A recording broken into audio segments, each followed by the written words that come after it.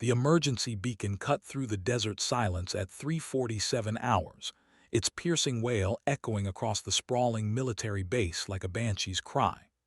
Major Kestrel, Raven Thorne, jolted awake in her cramped quarters, her weathered hands instinctively reaching for the flight suit draped over her chair. 7 years of combat deployments had trained her body to respond before her mind fully processed the threat. Outside her window, the pre-dawn darkness stretched endlessly toward the horizon, broken only by the rhythmic sweep of searchlights and the distant glow of runway markers. The base intercom crackled to life with Commander Hayes' gravelly voice. All available pilots to Briefing Room Alpha, Priority 1. This is not a drill.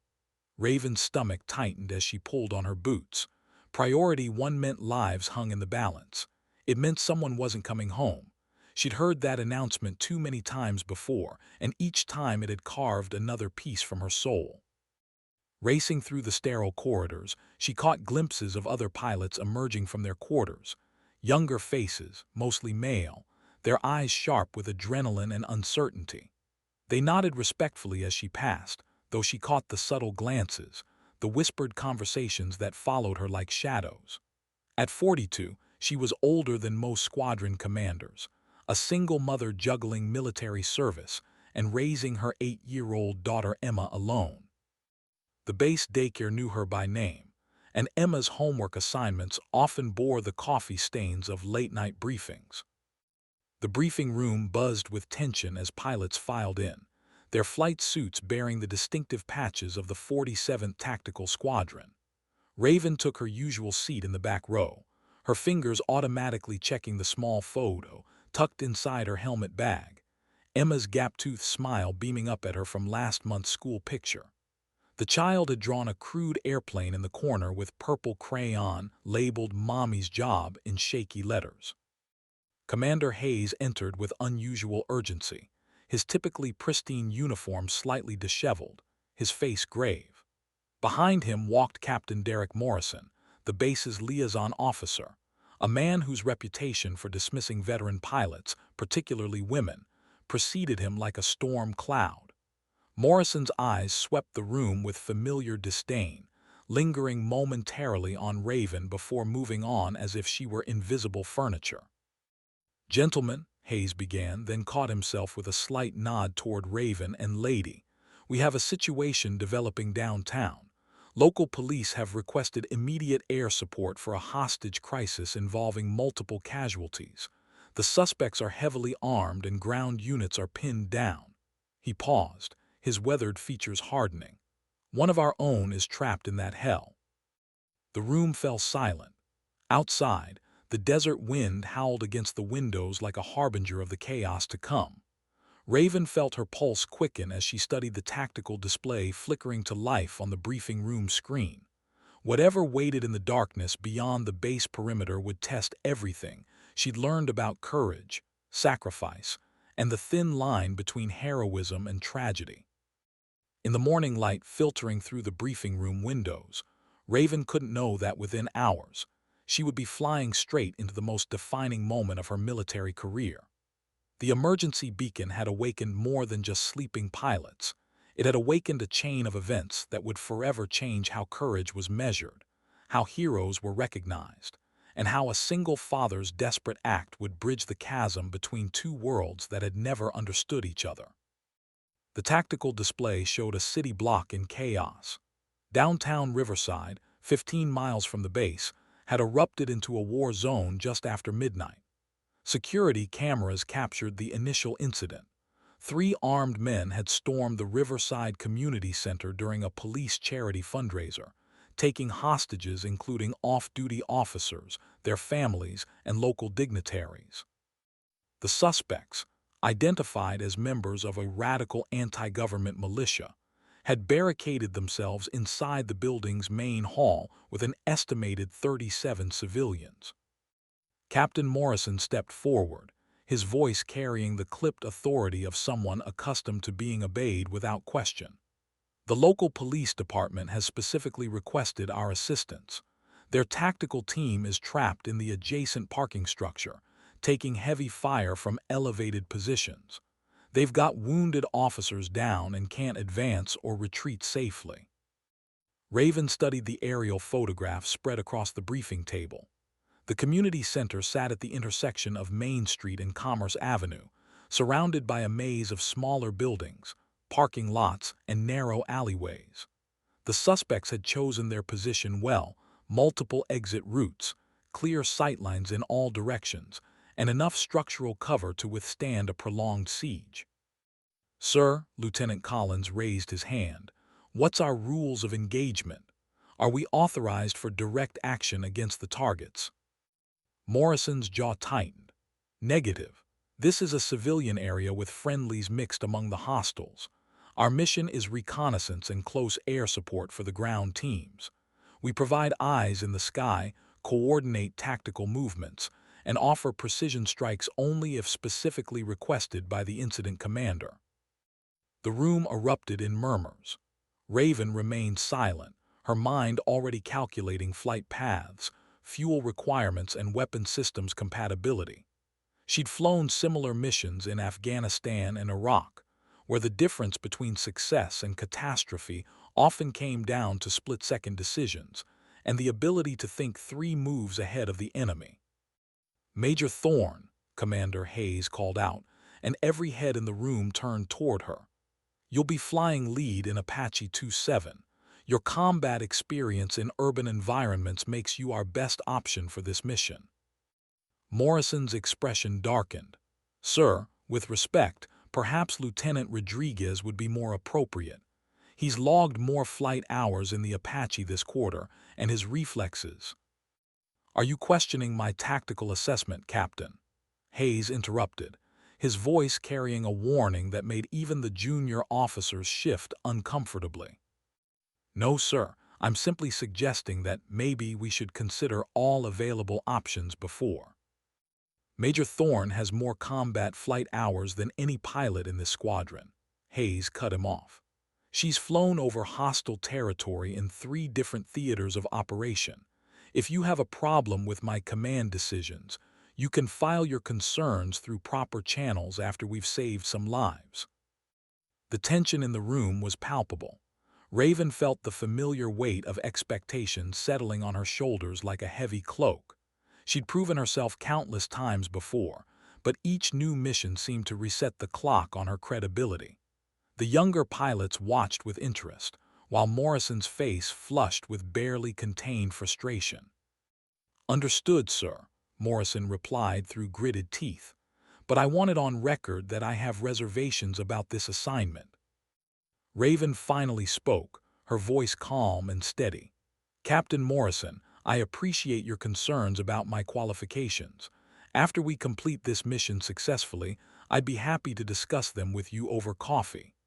The subtle dig wasn't lost on anyone in the room, and several pilots struggled to hide their smirks. Outside the briefing room windows, the sun was climbing higher, painting the desert landscape in shades of amber and gold. Soon, she would be airborne, carrying the weight of multiple lives in her hands and the skepticism of a career military officer who had never seen her in action. The irony wasn't lost on her. In a few hours, she might be the only thing standing between Captain Morrison and a very different kind of morning. The pre-flight inspection took 23 minutes, every second filled with the methodical precision that had kept Raven alive through 7 deployments. The AH-64 Apache helicopter sat on the tarmac like a sleeping predator, its angular fuselage gleaming in the morning sun. She ran her hands along the aircraft's armor plating, checking for stress fractures, loose bolts, or any signs of mechanical failure that could prove catastrophic during flight. Sergeant Martinez, her crew chief, emerged from beneath the aircraft with a tablet in his oil-stained hands. "All systems green, Major. We've loaded standard ammunition, 30mm chain gun with 1,200 rounds, plus 4 Hellfire missiles and 16 Hydra rockets. Fuel's topped off, and all avionics are running clean." "What about the FLIR system?" Raven asked, knowing that the forward-looking infrared camera would be crucial for identifying hostiles in the urban environment. "Calibrated and tested. You'll have high-definition thermal imaging with zoom capability up to 30 times magnification. If there's someone hiding in that building, you'll see them. She nodded, then climbed into the cockpit and began the startup sequence. The Apache's twin engines spooled up with a rising whine that gradually settled into a steady roar. Through her helmet's display, she could see the instruments coming online: navigation systems, weapon controls, communication arrays, and the complex flight computers that would help her navigate the urban battlefield ahead. Raven 27, this is Control Tower. You are cleared for immediate departure. Wind is calm, visibility unlimited. Good hunting. Control, Raven 27. Departing the pattern and proceeding to target area. ETA 15 minutes. The Apache lifted off smoothly, its rotor wash kicking up dust clouds that scattered across the tarmac.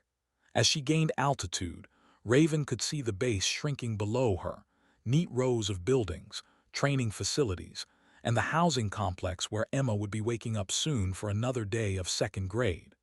The thought of her daughter provided both comfort and motivation. Every mission was ultimately about creating a safer world for the next generation. Flying northeast toward Riverside, she established radio contact with the ground units already in position.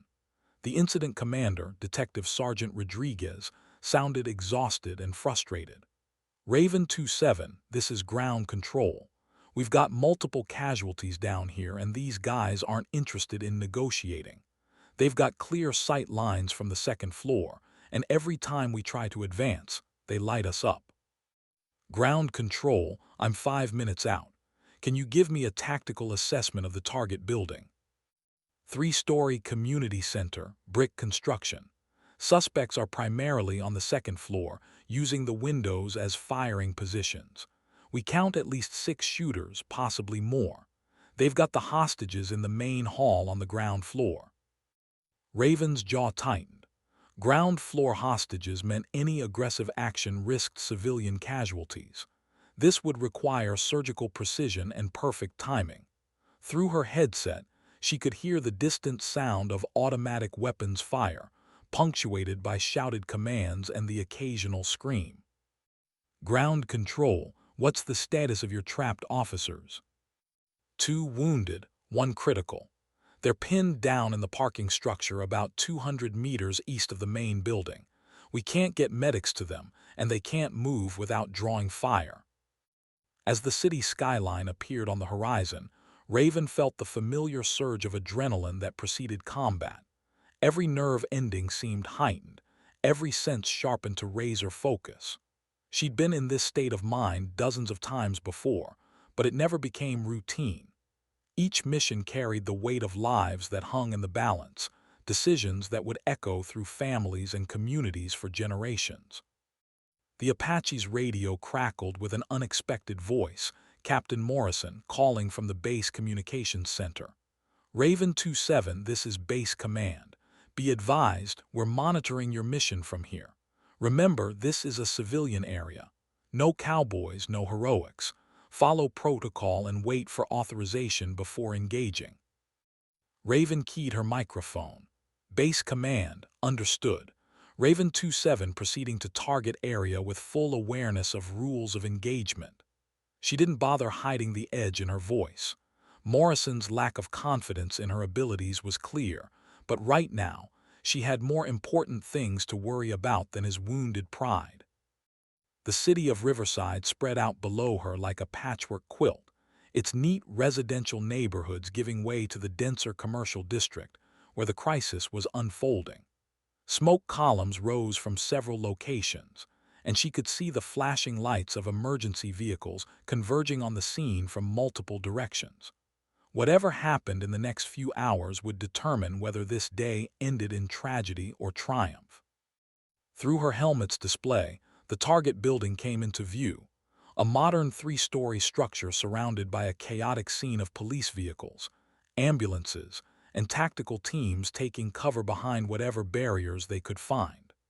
The Apache's sensors immediately began painting a detailed picture of the battlefield below, identifying heat signatures, movement patterns, and potential threat locations. Ground control, Raven 27 on station. I have eyes on the target building. Confirm, you need immediate support for casualty evacuation from the parking structure. Affirmative, Raven. We've got 2 officers bleeding out over there. Every second counts. Raven banked the Apache toward the parking structure, her mind already calculating angles, approach routes, and suppression patterns. Below her, in the maze of city streets, she could see police officers crouched behind patrol cars, their faces turned upward toward the sound of her approaching aircraft. Some of them were probably wondering if the pilot above them was skilled enough to make the difference between life and death. She was about to show them exactly what 7 years of combat experience looked like. The parking structure came into view through the Apache's targeting system, its concrete levels scarred by bullet impacts and debris. On the 3rd floor, Raven could see the thermal signatures of 2 prone figures, the trapped officers. Their heat signatures were growing dimmer, indicating blood loss and declining body temperature. Time was running out. Ground control, I have eyes on your casualties. Both officers appear to be alive but in critical condition. What's your evacuation plan?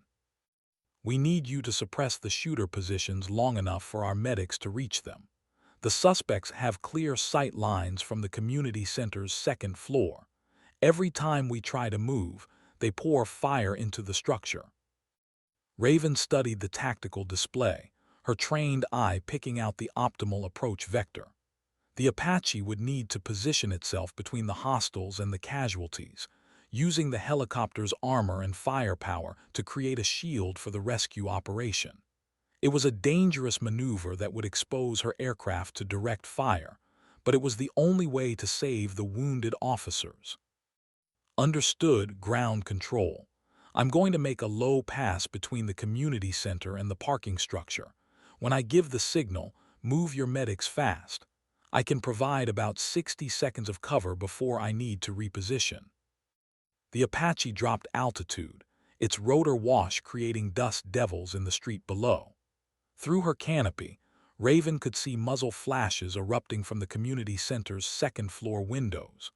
Bullets sparked off the helicopter's armor plating as she maneuvered into position, the familiar sound of incoming fire triggering muscle memory from countless similar situations in Afghanistan. Taking fire from multiple positions, she reported calmly, returning suppression fire on the 2nd floor windows. The Apache's 30 chain gun opened up with a devastating burst, its rounds chewing through the brick facade of the community center. Glass exploded from the windows as the suspected shooter positions were systematically destroyed. The return fire ceased abruptly, replaced by an eerie silence that seemed to stretch across the entire battlefield. Ground control, you have a clear path to the casualties. Move now. Below, she watched as 4 medics sprinted across the open ground, their red crosses clearly visible against their white uniforms. They reached the parking structure and began working on the wounded officers, their movements efficient and practiced despite the chaos surrounding them. Captain Morrison's voice crackled through the radio. Raven 27, report your ammunition status and confirm no civilian casualties in your target area. Base command, ammunition expenditure minimal. Target area was confirmed clear of friendlies before engagement. Both wounded officers are now receiving medical attention. As the medics worked, Raven maintained overwatch from her position above the scene. The Apache's sensors continued to monitor the community center, searching for any signs of movement or renewed hostile activity. The building appeared quiet, but she knew that could change in an instant. Ground control, this is Raven 27. Your casualties are secure, but I'm reading multiple heat signatures still active inside the main building. The hostiles are regrouping. Copy that, Raven. We're organizing a tactical entry team, but we need more intelligence on the interior layout and hostage positions. Raven adjusted her orbit around the community center, the Apache's advanced sensors penetrating the building's structure to create a 3-dimensional map of the interior. What she saw made her stomach tighten. The hostages were clustered in the main hall, surrounded by armed suspects who had positioned themselves with clear fields of fire toward all entrances. Ground control, I count approximately 35 hostages in the main hall, first floor. 6 to 8 suspects positioned around the perimeter. They're using the civilians as human shields. The tactical situation was deteriorating. The suspects had realized that air support was now in play, and they were adapting their strategy accordingly. Any ground assault would result in massive civilian casualties, but allowing the situation to continue indefinitely wasn't an option either. Through her headset, she heard Detective Rodriguez conferring with his team leaders. The stress in their voices was palpable, experienced officers who had trained for situations like this, but who were now facing the reality that their playbook might not be enough to save everyone. Raven 27, can you get us a better look at the interior? We need to know exact positioning before we can plan an entry. Negative ground control. The building's construction is limiting sensor penetration. I can give you thermal signatures but not detailed positioning. As she continued her orbit, Raven noticed something that made her blood run cold. Through the thermal imaging, she could see one of the heat signatures near the hostages beginning to move in a way that suggested preparation for violence.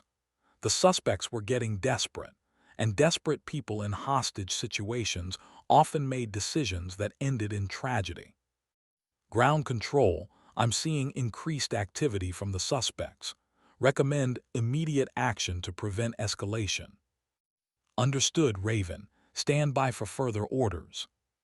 The Apache's fuel gauge showed they had approximately 90 minutes of flight time remaining. Somewhere below, 35 innocent people were depending on the decisions made in the next few minutes. And somewhere in the back of her mind, Raven couldn't shake the feeling that this mission was about to take a turn that none of them were prepared for. The community center's loading dock presented the only viable entry point, but it was covered by at least 2 hostile positions. Detective Rodriguez had positioned his tactical team behind a row of parked vehicles, their black uniforms and tactical gear creating stark silhouettes against the morning sun. Through her helmet display, Raven could see the tension in their body language, coiled muscles, weapons held ready, eyes constantly scanning for threats. Raven 27, this is ground control. We need a precision strike on the loading dock area. Can you engage the hostile positions without risking structural damage to the building? Raven studied the target through her advanced targeting system. The loading dock was protected by a concrete overhang, with windows above that provided perfect sniper positions.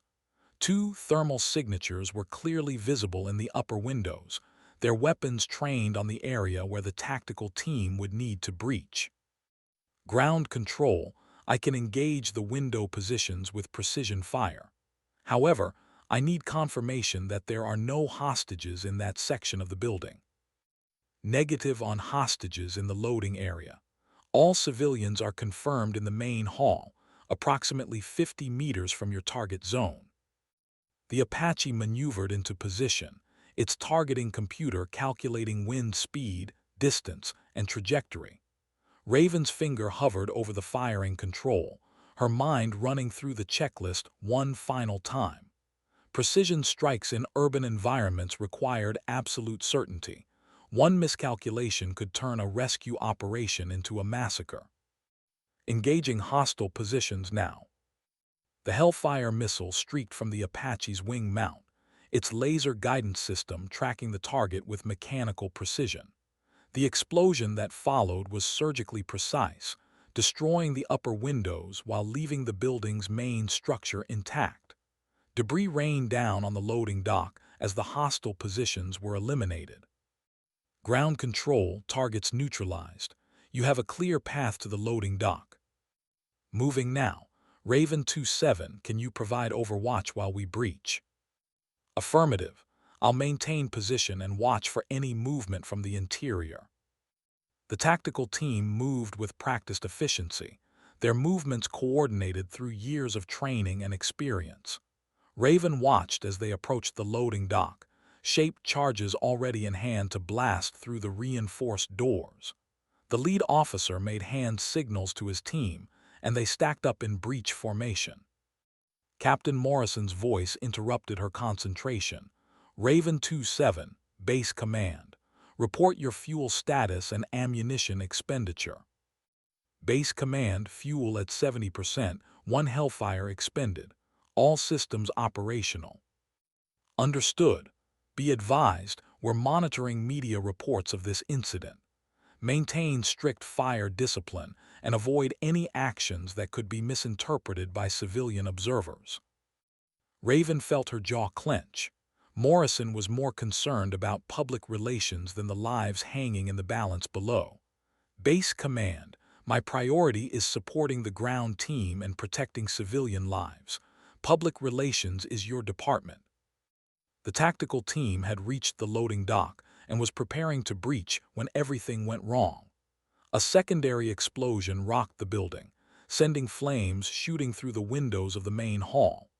The hostages' thermal signatures became chaotic, scattered patterns that suggested panic and confusion.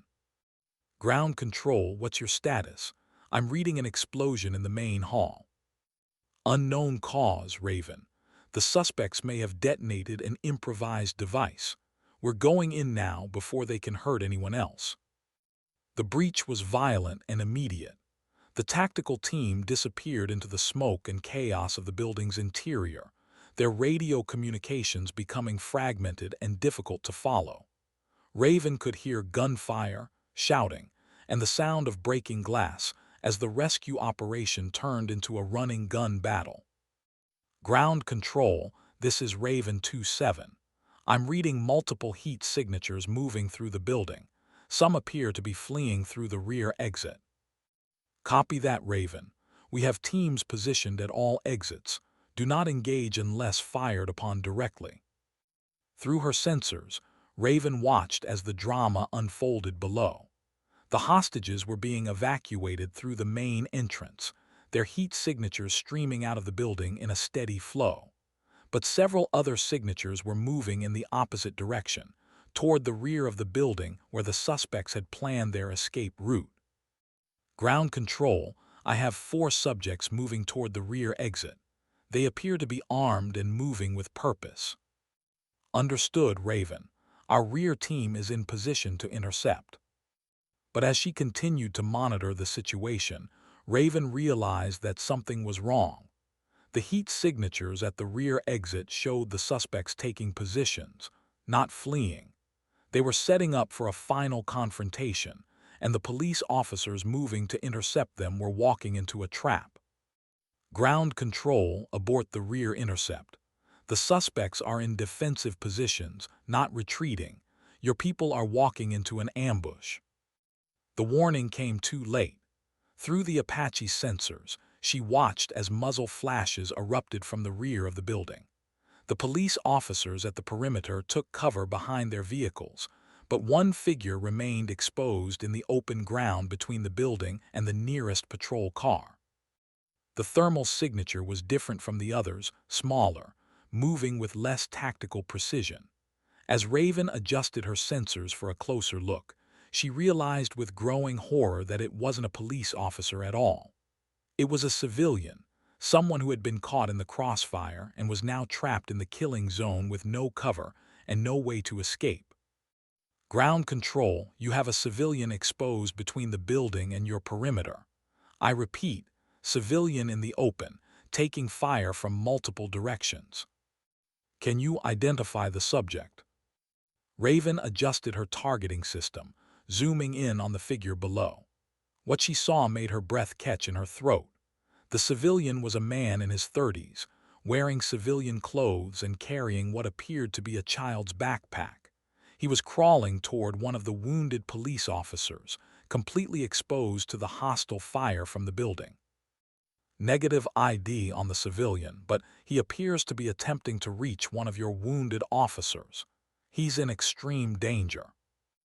As she watched, the man reached the wounded officer and began dragging him toward the safety of the patrol cars.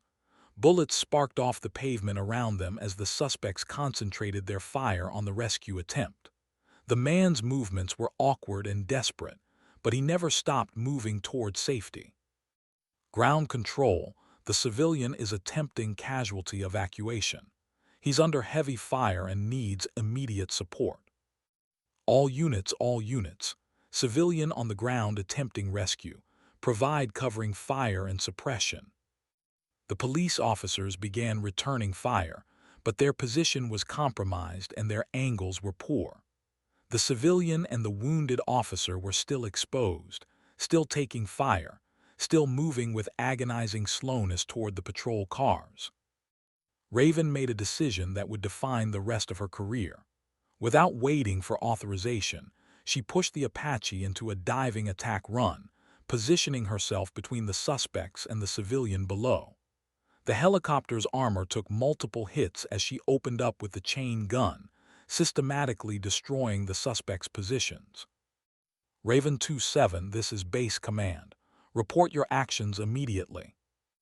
Base Command, providing emergency close air support for civilian casualty evacuation. Situation critical. Below, the civilian had reached the patrol cars and was being pulled to safety by other officers. The wounded officer was immediately surrounded by medics, his chances of survival dramatically improved by the stranger's desperate rescue attempt. As the dust settled and the immediate crisis passed, Raven maintained overwatch while the tactical team secured the building. The hostages were safe, the suspects were neutralized, and the wounded officers were receiving medical attention. The mission had been successful, but the cost had been higher than anyone had anticipated. Through her headset, she could hear Captain Morrison's voice, tight with barely controlled anger. Raven 2-7, return to base immediately. We need to discuss your unauthorized engagement. Raven keyed her microphone one final time before turning toward home. Base Command, Raven 2-7. Mission complete. All civilians secure. Returning to base. As the Apache climbed away from the scene, she caught one last glimpse of the civilian who had risked everything to save a wounded officer. He was standing beside an ambulance, talking to a police detective, his clothes torn and dirty, but his posture erect with quiet dignity. Something about his bearing reminded her of the military veterans she'd served with overseas, men and women who understood that sometimes courage meant running toward danger instead of away from it. She didn't know his name, didn't know his story, but she knew that she had just witnessed something extraordinary. In a world where heroes were often defined by their uniforms and their titles, this man had shown that true courage needed no official recognition. He had seen someone in danger and had acted, regardless of the personal cost. As the base appeared on the horizon, Raven prepared herself for the inevitable confrontation with Captain Morrison. She had made decisions in the heat of battle that had saved lives, but she had also violated protocol by engaging without explicit authorization. The military justice system would have to weigh those factors, but she felt no regret about her actions.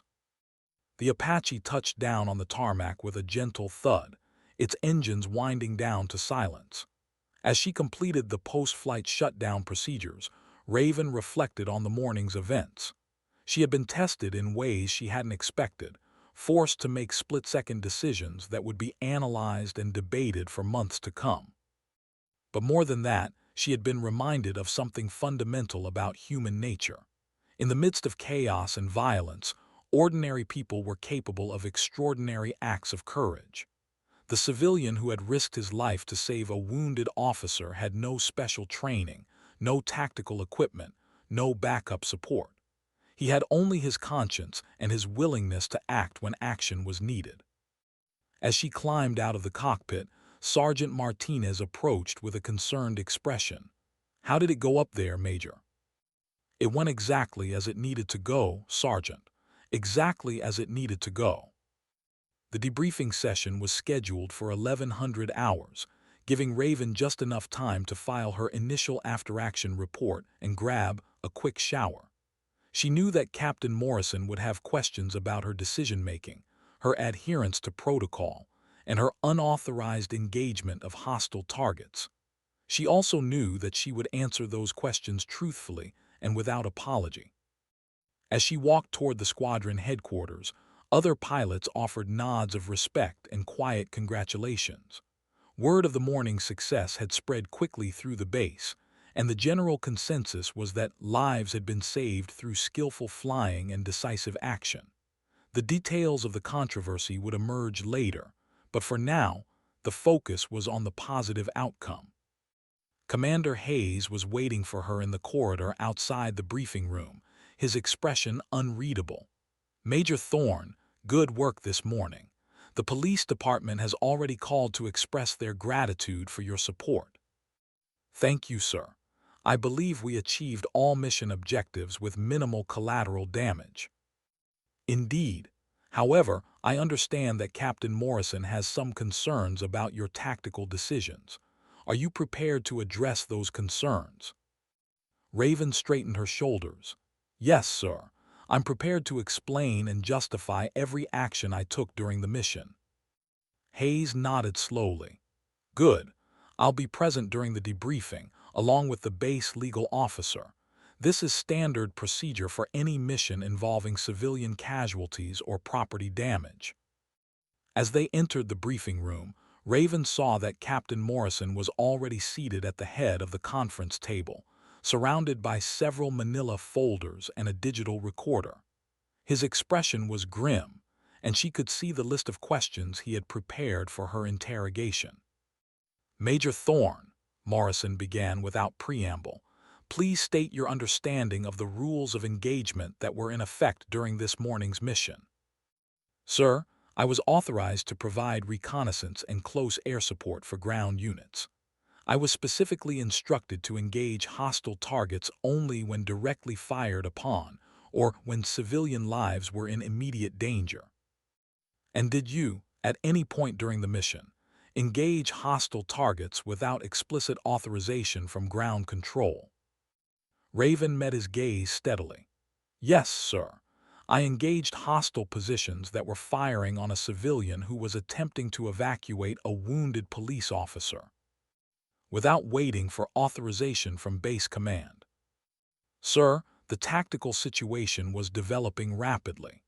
The civilian was under direct fire, and any delay in providing suppression would have resulted in his death, and the death of the wounded officer he was attempting to rescue." Morrison leaned forward.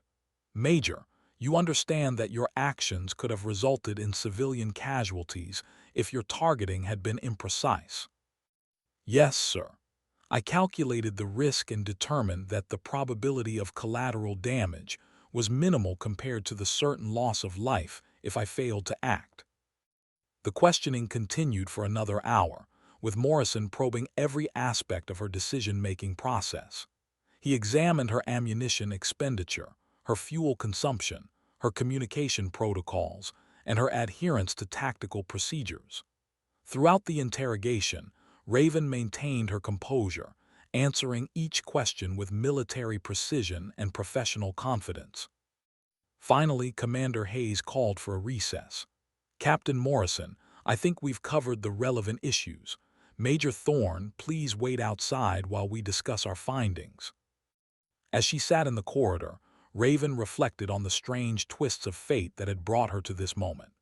This morning, she had been just another pilot receiving a routine mission briefing. Now, she was potentially facing disciplinary action for saving lives. The military justice system was complex and sometimes counterintuitive, but she had faith that the truth would ultimately prevail. The door opened, and Commander Hayes gestured for her to return. "Major Thorne, after reviewing your actions during this morning's mission, we have determined that your tactical decisions were appropriate given the circumstances. While we would have preferred that you request authorization before engaging, we understand that the rapidly evolving situation required immediate action." Captain Morrison's expression was stone-faced. "Major, while your actions may have been tactically sound, I want to ensure that you understand the importance of following proper procedures. In the future, I expect you to request authorization before engaging any targets, regardless of the tactical situation." "Understood, sir." Hayes continued, "The police department has requested a commendation for your actions this morning. They specifically cited your precision flying and tactical expertise as instrumental in the successful resolution of the hostage crisis." As the debriefing concluded, Raven felt a mixture of relief and satisfaction. She had been vindicated, but more importantly, she had fulfilled her duty as a military officer and as a human being. The civilian who had risked his life to save a wounded officer would never know that his actions had been protected by an Apache helicopter pilot who understood the true meaning of courage. Walking back to her quarters, she passed the base daycare where Emma would be finishing her morning snack. Through the window, she could see her daughter playing with building blocks, her small hands constructing elaborate towers that defied gravity and logic. The sight brought a smile to her face and reminded her why she had chosen this difficult profession. That evening, as she helped Emma with her homework, her daughter looked up from her coloring book and asked, "Mommy, did you fly your helicopter today?" "Yes, sweetheart, I flew my helicopter today." "Did you help people?" Raven paused, thinking about the civilian who had crawled through gunfire to save a wounded officer, about the tactical teams who had risked their lives to rescue hostages, about the medics who had treated wounded officers under fire. "Yes, Emma, I helped people today." "Good," Emma said, returning to her coloring. "That's what helicopters are for." As she watched her daughter work, Raven realized that the day's events had changed her in ways she was only beginning to understand. She had been tested not just as a pilot, but as a person. She had been forced to make decisions that would echo through the lives of strangers, and she had discovered that courage came in many forms. The man who had risked his life to save a wounded officer would probably never receive a medal or official recognition. His name would not appear in military records or citation reports, but his actions had demonstrated a fundamental truth about human nature, that in the darkest moments, ordinary people are capable of extraordinary courage. As she tucked Emma into bed that night, Raven found herself thinking about the events of the morning. The hostage crisis had been resolved, the wounded officers were recovering, and the suspects had been neutralized. But the image that stayed with her was of a civilian crawling through gunfire to save a stranger, motivated by nothing more than his conscience and his humanity. Tomorrow would bring new challenges, new missions, new opportunities to serve. But tonight, she was content to be a mother helping her daughter with homework, a simple role that gave meaning to all the complex duties she performed in uniform. The balance between her military service and her family life was always delicate, but moments like this reminded her why both were essential to who she was. As Emma drifted off to sleep, Raven stood by the window looking out at the desert landscape. Somewhere in the city beyond the base perimeter, a man was probably going about his evening routine, unaware that his actions had been witnessed by a military pilot who would never forget his courage. The next morning brought unexpected news. Detective Rodriguez arrived at the base with a formal request to meet with the pilot who had provided air support during the hostage crisis. He was accompanied by a tall, lean man in civilian clothes who carried himself with quiet dignity despite the bandages visible on his arms and face. "Major Thorne," Rodriguez began, "I'd like you to meet Marcus Webb. He's the civilian who risked his life yesterday to save Officer Patterson. Marcus, this is Major Thorne, the pilot who provided the air support that kept you both alive." Marcus extended his hand, and Raven noticed the calluses and scars that marked him as someone accustomed to physical work.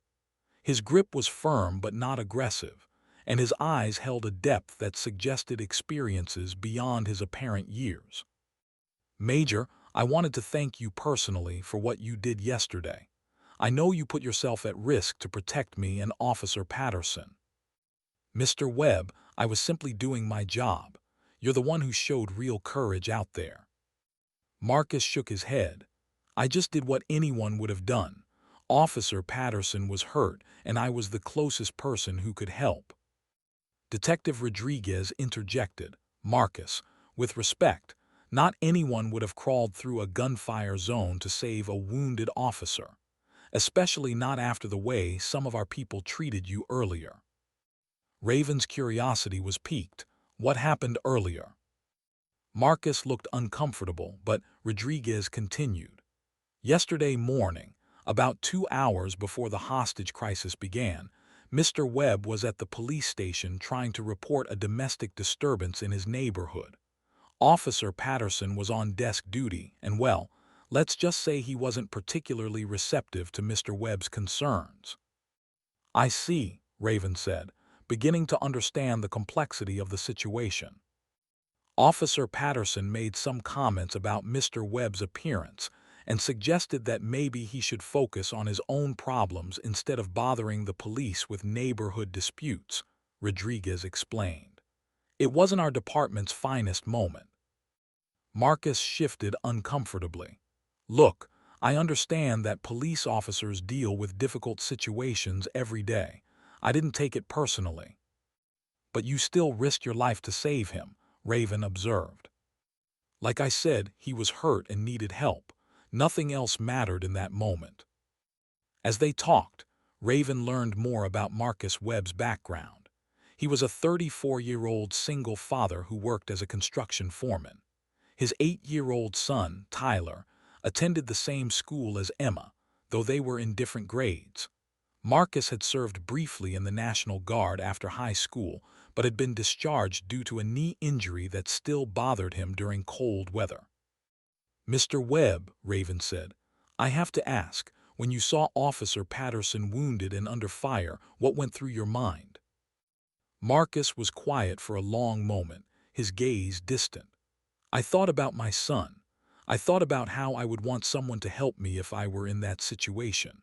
And I thought about how Tyler would feel if he knew his father had walked away when someone needed help." The simplicity of his answer struck Raven more powerfully than any elaborate explanation might have. Here was a man who had distilled the essence of courage into its most basic elements: empathy, responsibility, and the desire to be worthy of his child's respect. "Major," Detective Rodriguez said, "the reason we're here is that the department wants to present Mr. Webb with a civilian commendation for his actions. We were hoping you might be willing to participate in the ceremony." Raven looked at Marcus, who seemed embarrassed by the attention. "Mr. Webb, do you want this recognition?" "Honestly, I'd rather just go back to my normal life. But Detective Rodriguez says it might encourage other people to help when they see someone in trouble. If that's true, then I guess it's worth doing." Over the following days, Raven found herself thinking frequently about Marcus Webb and his quiet heroism. She had flown combat missions in 3 different countries, had been decorated for valor under fire, and had saved countless lives through her military service. Yet there was something about Marcus's actions that resonated with her in a way that formal military operations never had. Perhaps it was the absence of training, protocols, and support systems.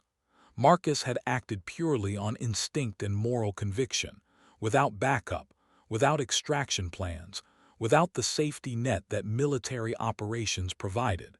He had seen someone in danger and had responded with nothing more than his own courage and determination. The commendation ceremony was scheduled for the following Friday at City Hall. Raven agreed to attend, partly out of professional courtesy, but mostly because she wanted to better understand the man who had risked everything for a stranger who had treated him poorly just hours earlier. The ceremony was modest, attended by police officers, city officials, and members of the local media. Marcus appeared uncomfortable in his borrowed suit, frequently tugging at his tie and checking his watch. His son Tyler sat in the front row, his chest puffed out with pride despite his apparent confusion about why his father was receiving so much attention.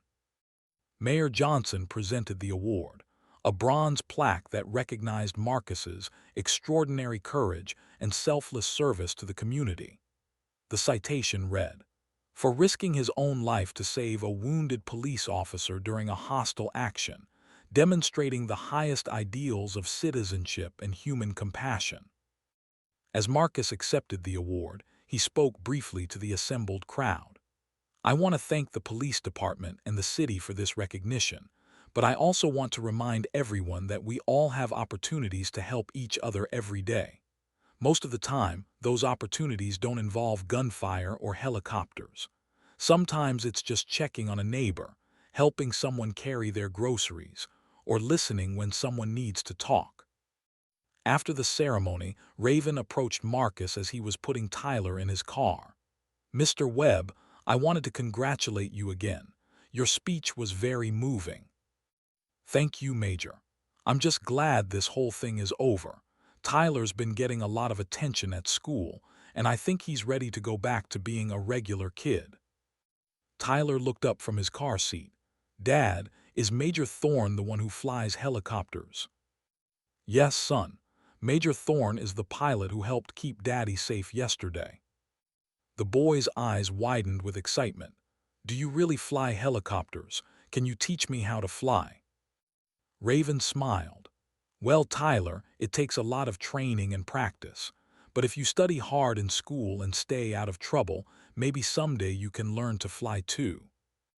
As they drove away, Raven felt a strange sense of connection to Marcus Webb and his family. Here was a man who had shown her something about courage that all her military training had never quite captured.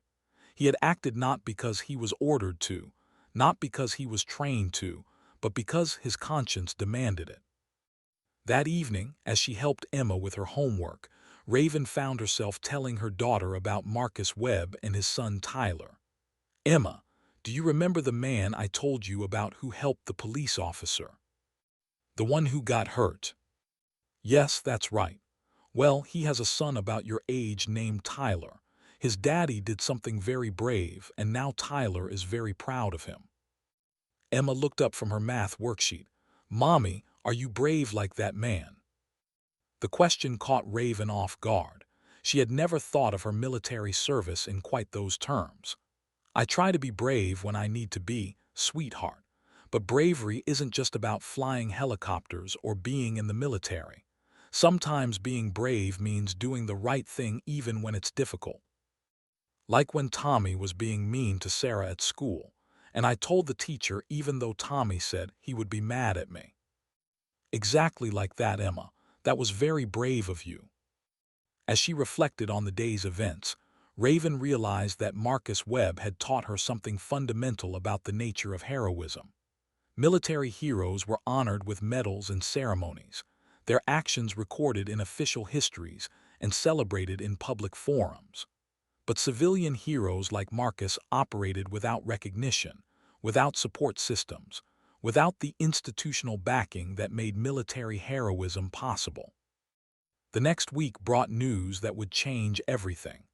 Officer Patterson, the wounded police officer whom Marcus had saved, had requested a meeting with both Marcus and Raven. He had been released from the hospital and was recovering at home, but his request was urgent enough that Detective Rodriguez arranged for them to meet at the police station. Patterson was a 15-year veteran of the force, a man in his 40s with graying hair and tired eyes. He walked with a slight limp from his gunshot wound, but his bearing was straight and his handshake firm. When he saw Marcus enter the room, his expression became complex, mixing gratitude with something that might have been shame. "Mr. Webb," Patterson began, "I need to apologize for how I treated you that morning. I was having a bad day and I took it out on you. That was unprofessional and wrong." Marcus nodded. "Officer Patterson, I appreciate the apology, but what matters is that you're okay. How are you feeling?" "I'm alive because of you. The doctor said I would have bled out if you hadn't got me to cover when you did." Patterson's voice was thick with emotion. "I keep thinking about what you did, risking your life for someone who had been rude to you just hours earlier." "Officer Patterson, I didn't save you because you were nice to me or because you weren't. I saved you because you were hurt and needed help. That's what people should do for each other." Patterson turned to Raven. "Major, I understand that you provided air support during the rescue. I wanted to thank you for keeping both of us alive." "I was doing my job, Officer Patterson. Mr. Webb here is the one who showed real courage." "No," Patterson said firmly. "You both showed real courage, and you both showed me something about what it means to serve others, regardless of how they treat you." The meeting continued for another hour, with Patterson sharing his perspective on the events and expressing his gratitude to both Marcus and Raven. As they prepared to leave, he made a request that surprised everyone. "Mr. Webb, I know this might sound strange, but I was wondering if you and your son might like to come to the station sometime for a tour. I'd like Tyler to meet some of the officers and maybe see what we do when we're not dealing with crisis situations." Marcus looked uncertain. "I don't know, Officer Patterson. Tyler's been getting a lot of attention lately, and I'm trying to help him get back to normal." "I understand, but I think it might be good for both of us, and maybe for some of the other officers too. We could all use a reminder about what community service really means." As they left the police station, Raven found herself walking beside Marcus toward the parking lot. "Mr. Webb, can I ask you something personal?" "Sure, Major." "Do you ever regret what you did, even for a moment?" Marcus stopped walking and considered the question carefully. "No, Major, I don't regret it, but I'll admit that I've been thinking a lot about what could have gone wrong. Tyler could have lost his father that day. That scares me more than anything else." "But you'd do it again." "If someone needed help and I was the only one who could provide it, yes, I'd do it again. I just hope I never have to." They reached their cars and Marcus turned to face her. "Major, can I ask you something?" "Of course." "Do you think what I did was stupid, reckless?" Raven was quiet for a long moment, thinking about all the tactical decisions she'd made in her career, all the calculated risks and measured responses. "Mr. Webb, I think what you did was the most intelligent thing anyone could have done in that situation. You saw someone who needed help and you helped them. Everything else was just details." As she drove back to the base, Raven reflected on how the events of the past week had changed her perspective on courage, service, and the nature of heroism.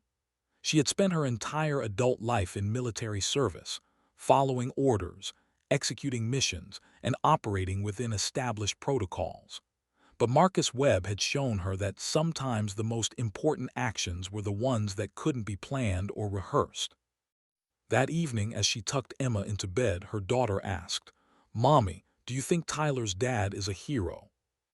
"Yes, sweetheart. I think Tyler's dad is definitely a hero." "Are you a hero too?" Raven smiled. "I try to be, Emma. Every day I try to be." As she turned off the light and closed Emma's door, Raven realized that Marcus Webb had given her something more valuable than any military decoration or commendation. He had reminded her that heroism wasn't about uniforms or ranks or official recognition.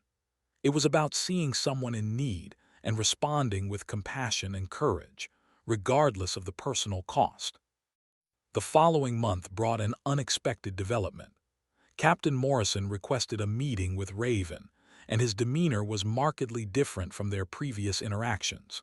He seemed less confrontational, more thoughtful, and when he spoke, his tone carried a note of respect that had been absent before. "Major Thorne, I wanted to discuss your performance during the hostage crisis operation.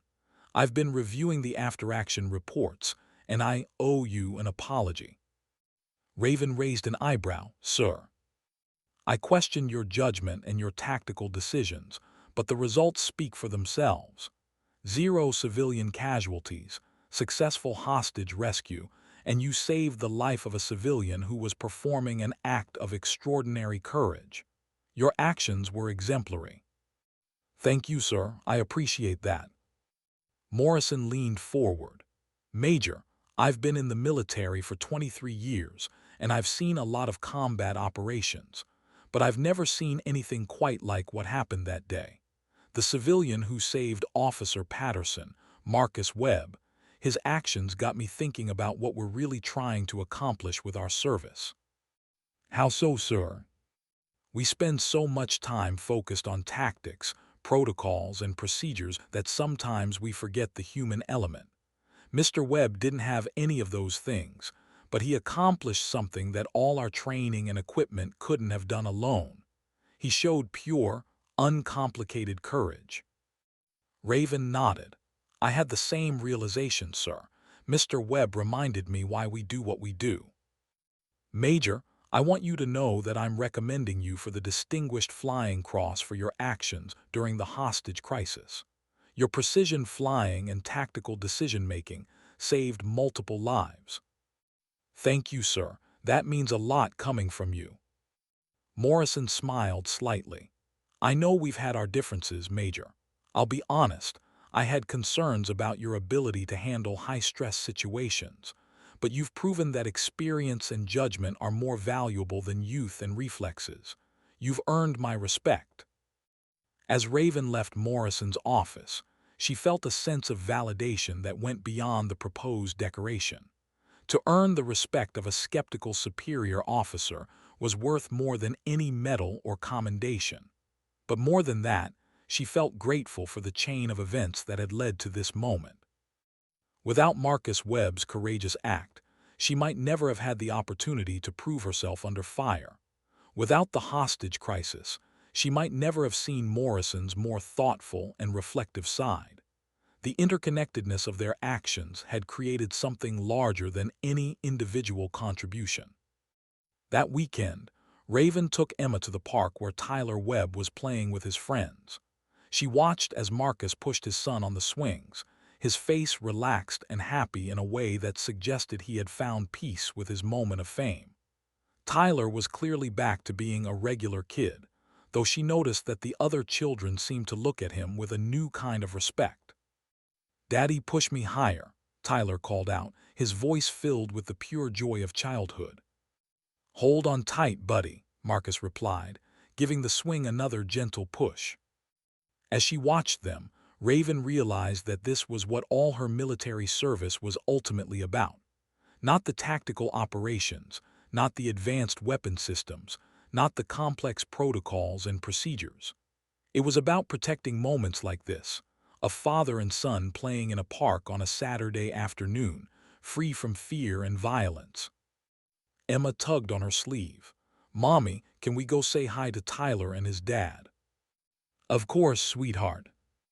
As they approached the playground, Tyler spotted them and waved enthusiastically. "Dad, look, it's the helicopter lady." Marcus turned and smiled when he saw them. "Major Thorne, what a nice surprise. Tyler, this is Major Thorne, the pilot I told you about." Tyler jumped off the swing and ran over to them. "Major Thorne, my dad says you fly helicopters that shoot bad guys." "Well, Tyler, I fly helicopters that help keep good people safe, just like your dad did when he helped Officer Patterson." Emma, who had been hiding behind her mother's legs, finally stepped forward. "Hi, Tyler. I'm Emma. My mom says your dad is really brave." Tyler puffed out his chest with pride. "Yeah, he is. He saved a police officer." As the children played together, Raven and Marcus sat on a nearby bench and watched. The conversation flowed easily, two parents sharing the universal experiences of raising children in a complicated world. "How has Tyler been handling all the attention?" Raven asked. "Better than I expected, actually. He was excited at first, but now he's ready to move on to other things. Kids are resilient that way." "Emma keeps asking me if I'm a hero like you. I'm not sure how to answer that." Marcus looked at her with surprise. "Major, you risk your life every time you fly a mission. You've served multiple combat deployments. If anyone's a hero, it's you." "I do what I'm trained to do, Mr. Webb. You did what your conscience told you to do. There's a difference."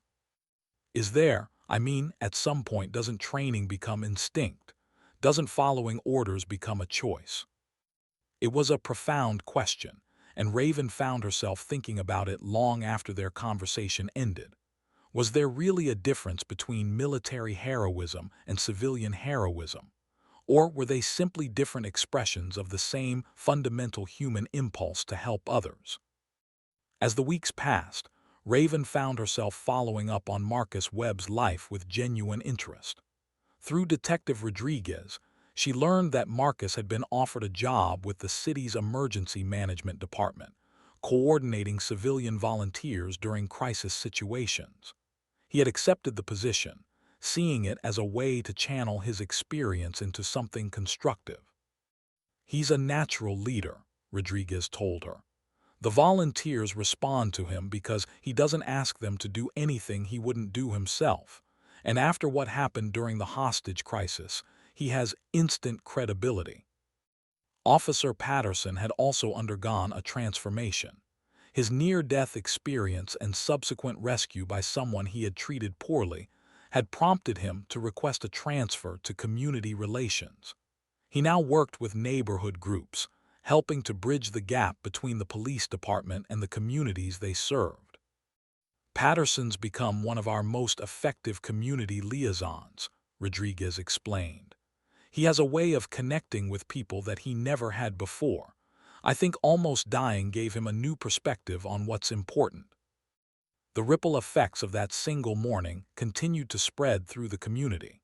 The police department had implemented new training programs focused on community engagement and civilian relations. The military base had established a partnership with local emergency services, providing training and support for crisis situations. Most importantly, the story of Marcus Webb's courage had inspired others to act when they witnessed situations where help was needed. The local newspaper had run a series of follow-up articles about ordinary citizens who had stepped up to help their neighbors, citing Marcus's example as inspiration. 3 months after the hostage crisis, Raven received an unexpected invitation. Tyler Webb's school was hosting a career day, and Marcus had suggested that she might be willing to speak to the children about military aviation. The invitation came with a personal note from Tyler, written in the careful handwriting of a second grader. Dear Major Thorne, would you please come to my school and tell us about flying helicopters? I told my class about how you helped save my dad and they want to meet you. Also, Emma said she would like to see you at school. Thank you for helping my dad. Your friend, Tyler Webb. Raven found herself smiling as she read the note. The innocence and directness of children had a way of cutting through the complexities of adult life and focusing on what really mattered. She called the school and agreed to participate in the career day. The presentation was scheduled for a Friday morning, and Raven arrived at the school to find Tyler waiting for her in the principal's office. He was dressed in his best clothes and was practically vibrating with excitement. Major Thorne, you came. Wait until you meet my teacher, Mrs. Rodriguez. She's really nice, and she said she wants to thank you for helping my dad. As they walked through the hallways, Raven was struck by the normalcy of the scene. Children's artwork covered the walls, classroom doors were decorated with seasonal themes, and the sound of young voices filled the air. It was a world away from the military bases and combat zones where she spent most of her professional life. Tyler's classroom was packed with second and third graders, their faces bright with curiosity and excitement. Mrs. Rodriguez, a young teacher who shared a last name with Detective Rodriguez but was apparently no relation, introduced Raven to the class. Children, this is Major Thorne. She's a helicopter pilot in the United States Army, and she helped Tyler's dad during a very dangerous situation. She's here to tell us about her job and answer your questions. For the next hour, Raven found herself fielding questions that ranged from the technical, how fast can your helicopter fly, to the personal, are you scared when you fly, to the philosophical, why do you want to help people? The children's questions were direct and unfiltered, requiring her to think about her career in ways she had never considered. One little girl raised her hand. Major Thorne, Tyler says his dad is a hero. Are you a hero too? Raven looked at Tyler, who was sitting in the front row beaming with pride. That's a very good question. I think being a hero isn't about flying helicopters or wearing a uniform. I think being a hero is about helping others when they need help, even when it's difficult or scary. Like Tyler's dad did. Exactly like Tyler's dad did. After the presentation, as the children filed out for recess, Tyler approached her with a carefully folded piece of paper. Major Thorne, I drew this for you. It's you in your helicopter, helping my dad. The drawing showed a stick-figure helicopter with a smiling pilot inside, hovering over two figures on the ground, one labeled Dad and one labeled Policeman. Above the scene, Tyler had written, "Thank you for helping my dad" in crayon. Tyler, this is beautiful. Thank you so much. I'm going to put it in my office so I can see it every day. As she prepared to leave, Mrs. Rodriguez approached her. Major Thorne, I wanted to thank you for coming today. The children were so excited to meet you. But I also wanted to tell you how much Marcus's story has meant to our community. He's shown us that ordinary people can do extraordinary things. Mrs. Rodriguez, I think Marcus would be the first to tell you that he's just an ordinary person who happened to be in an extraordinary situation. The real lesson is that all of us have the capacity for courage when it's needed. Driving back to the base, Raven reflected on the morning's events. The children's questions had forced her to examine her own motivations and definitions of heroism. She had joined the military to serve her country, but over the years, that abstract concept had evolved into something more personal and immediate: the desire to protect people like Tyler and Emma, to preserve the innocence and hope that children represented. That evening, as she helped Emma with her homework, her daughter looked up from her spelling worksheet. "Mommy, Tyler showed me the picture he drew of you. He's really proud of you." "He's proud of his dad, sweetheart. I just helped a little bit." "But you helped save his dad, right?" "Emma, Tyler's dad saved himself by being brave. I just made sure he stayed safe while he was being brave." Emma nodded solemnly, then returned to her spelling words. But after a few minutes, she looked up again. "Mommy, when I grow up, I want to help people like you and Tyler's dad do." "What kind of help do you want to provide?" "I don't know yet. Maybe I'll be a doctor or a teacher or a helicopter pilot like you, but I want to do something that helps people." As Raven tucked Emma into bed that night, she realized that the events of the past few months had accomplished something she hadn't expected. They had shown her daughter that helping others was not just a job or a duty, but a fundamental part of what it meant to be human. The example set by Marcus Webb had inspired not just the adults who witnessed his courage, but the children who would carry that lesson into the future. The Distinguished Flying Cross ceremony was scheduled for the following month, and Raven had been asked to invite family and friends to attend. She sent invitations to her parents, her sister, and several close friends from the base. But she also sent a special invitation to Marcus Webb and Tyler, asking them to be her guests at the ceremony. Marcus's response came back within a few days. "Major Thorne, Tyler and I would be honored to attend your ceremony. You've shown us what true professionalism and courage look like, and we're proud to call you our friend." The ceremony was held in the base's main auditorium, with General Morrison presiding. The Distinguished Flying Cross was one of the military's highest decorations for aerial achievement, and the presentation was formal and dignified. Raven's parents had flown in from Oregon, and she could see the pride on their faces as they watched their daughter receive recognition for her service. But as she stood at attention while the citation was read, Raven found herself thinking about the man sitting in the audience who had no uniform, no rank, no military training, but who had shown courage that equaled or exceeded anything she had ever done in her military career. After the ceremony, during the reception, General Morrison approached Marcus Webb. "Mr. Webb, I wanted to personally thank you for your actions during the hostage crisis.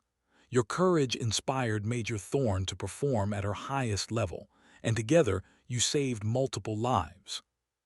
Marcus looked embarrassed by the attention. General, I appreciate that, but I just did what anyone would have done in that situation. Mr. Webb, I've been in the military for 32 years, and I can tell you with certainty that not everyone would have done what you did. You represent the best of civilian courage, and we're honored to have you as a friend of this base. As the evening continued, Raven watched as Marcus and Tyler mingled with the military personnel and their families. Tyler was clearly fascinated by the uniforms and decorations, asking questions about ranks and ribbons with the endless curiosity of childhood. Marcus engaged easily with the officers and enlisted personnel, his natural dignity and unpretentious manner earning him respect from everyone he met. Captain Morrison, who had been watching the interactions from across the room, approached Raven. "Major, I have to say, Mr. Webb is an impressive individual. He carries himself with real class." "Yes, sir, he's a remarkable person. I've been thinking about what happened during the hostage crisis, and I realize I learned something important from watching Mr. Webb's actions. Sometimes the most important leadership happens without rank or authority. Sometimes it's just about doing what's right, regardless of the consequences." "Sir, I think that's exactly what Mr. Webb would say." "Major, I want you to know that I've recommended you for promotion to Lieutenant Colonel. Your performance during the hostage crisis, combined with your overall record of service, makes you one of our most valuable officers." As the reception wound down, Raven found herself standing with Marcus and Tyler near the base's memorial wall, which honored fallen service members from previous conflicts. Tyler was reading the names aloud, his young voice struggling with some of the more complex pronunciations. "Major Thorne," Tyler said, "why do they have all these names on the wall?" "These are the names of soldiers who died while serving our country, Tyler. We remember them so that we never forget their sacrifice." Tyler was quiet for a moment, then looked at his father. "Dad, if you had died helping that policeman, would your name be on a wall like this?" Marcus knelt down to his son's level. "Tyler, my name wouldn't be on this wall because I'm not a soldier. But I hope that if something had happened to me, people would remember that I tried to help someone who needed it." "I would remember, Dad. I would remember forever." As they prepared to leave, Marcus shook Raven's hand. "Major, congratulations again on your award. You've earned it and you should be proud of your service." "Mr. Webb, thank you for being here tonight. Your presence means more to me than you know." "Major, can I ask you something?" "Of course." "Do you think what happened that day changed any of us for the better?" Raven considered the question carefully. "I think it reminded us of who we really are and who we want to be. Sometimes that's the most important change of all." As she watched Marcus and Tyler drive away, Raven reflected on the strange journey that had brought them all together. A routine morning had become a defining moment for multiple people, creating connections that would last for years to come. The hostage crisis had been resolved, the awards had been presented, and life had returned to normal. But the lessons learned and the relationships forged would continue to influence all of them. The next day brought news that would add another chapter to their story. Detective Rodriguez called to inform Raven that the police department was establishing a new program called the Webb Initiative, designed to strengthen relationships between law enforcement and civilian communities. The program would train police officers in community engagement and create opportunities for civilians to participate in public safety activities. "We're naming it after Marcus because his actions demonstrated the kind of civilian-police partnership we want to encourage," Rodriguez explained. "He showed us that public safety is everyone's responsibility, not just law enforcement's." The program would include citizen academies, neighborhood watch training, and emergency response volunteering. Marcus had agreed to serve as the program's first civilian coordinator, working part-time while maintaining his construction job. "He's perfect for the role," Rodriguez continued. "He has credibility with both the police department and the civilian community, and after what he did, no one questions his commitment to public safety." The Webb Initiative was launched 3 months later with a ceremony at City Hall.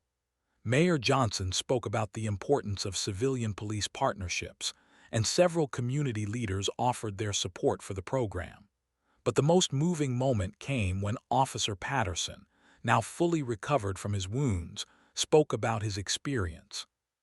"3 months ago, I was lying on the ground, bleeding and scared, when a man I had treated poorly just hours earlier risked his life to save mine.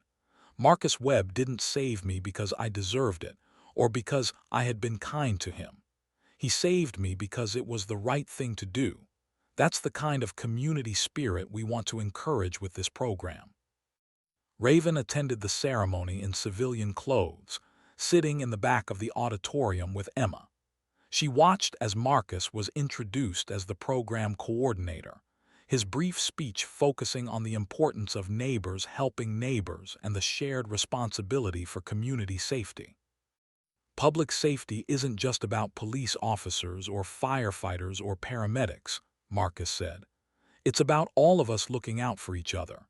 It's about being willing to step up when someone needs help, even when it's inconvenient or scary."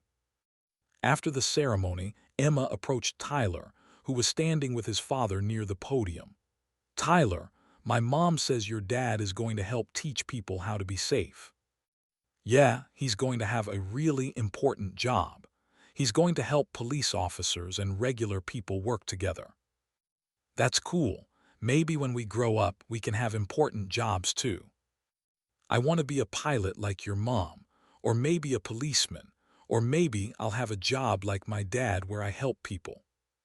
As Raven listened to the children's conversation, she realized that the impact of Marcus's actions would extend far beyond the immediate participants. These children would grow up with a different understanding of courage, service, and community responsibility.